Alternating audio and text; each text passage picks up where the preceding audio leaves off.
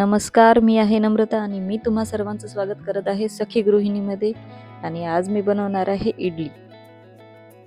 आणि इडलीसाठी लागणार आहे 4 कप तांदूळ, 2 कप उडीदची डाळ आणि 1 कप पोहा.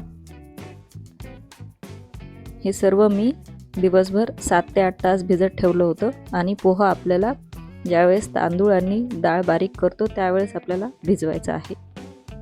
सोबतही भिजवला तरी चालतो.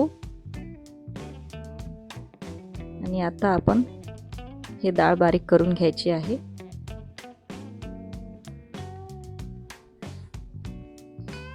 आणि आता तांदूळ आणि पोहा हे सोबत बारीक करून घ्यायचं आहे.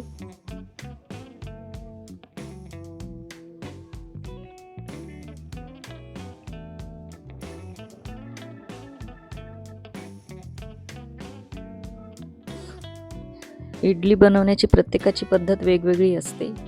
कोणी ते फर्मेंट होण्यासाठी त्याच्यामध्ये चण्याची डाळ टाकतो, थोडीसं मेथी दाणा टाकतो.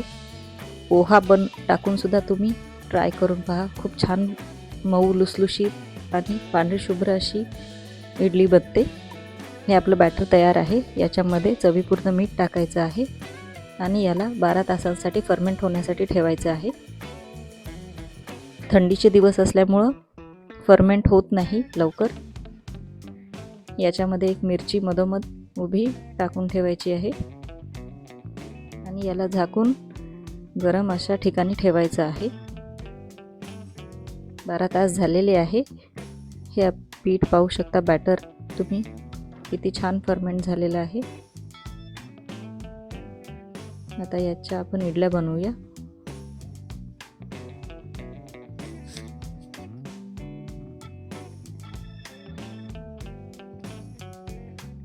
इडली बनवण्यासाठी इडलीचं पात्र ठेवायचं आहे गॅसवर. त्याच्यामध्ये पाणी टाकायचं आहे आणि याला एक उकळी येऊ द्यायची आहे. मग इडलीच्या साच्यामध्ये आपल्याला इडलीचं बॅटर टाकून इडल्या करायला ठेवायच्या आहेत. आणि याला लो टू मीडियम आचेवर 10 मिनिटासाठी ठेवायचं आहे.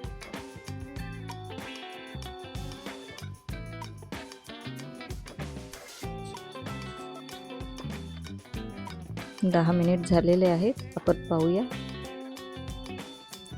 या इडल्या आपल्या तयार आहेत. तुम्ही पाहू शकता किती छान फुगल्या आहेत आणि पांढऱ्या शुभ्र अशा इडल्या तयार आहेत आपल्या. तुम्ही सुद्धा या पद्धतीने पोहा टाकून इडली करून पहा. खूप छान मऊ जाळीदार अशी इडली बनते. आणि माझ्या चॅनलला लाईक करा, शेअर करा आणि सबस्क्राईब करा.